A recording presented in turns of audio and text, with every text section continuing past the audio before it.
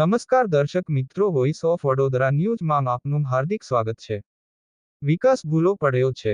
ગુજરાત રાજ્યના નર્મદા જિલ્લાના સાગબારા તાલુકાના ઉભારિયા ટુ ટાવલ સુધી ડામર રોડ બનાવવા માટે લોક સંઘર્ષ સમિતિ છેલ્લા પાંચ વર્ષોથી વહીવટી તંત્ર સાથે સંઘર્ષ કરી રહી છે.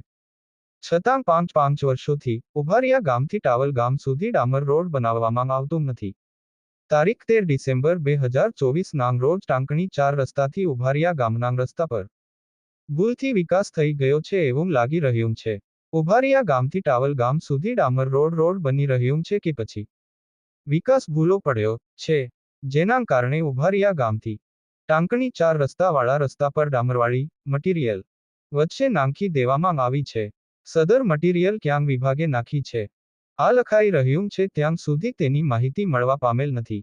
લાખ રૂપિયાનો સવાલ એ છે કે જે પણ વિભાગ દ્વારા તારીખ 13 ડિસેમ્બર 2024 ના ડામરવાળી મટીરીયલ ઉભારિયા ગામથી ટાંકણી 4 રસ્તા વચ્ચે નાખી છે તે વિભાગને વિનમ્રતાપૂર્વક સવાલ છે કે ઉભારિયા ગામથી ટાવલ ગામ સુધી ડામર રોડનું કામ શરૂ કરવામાં આવ્યું છે કે પછી હત્યાવાદી ખાડાઓ પૂરવામાં આવ્યા છે, તેના પર પ્રકાશ પાથરવામાં આવે, અર્થાત ખુલાસો કરવા નમ્ર વિનંતી છે.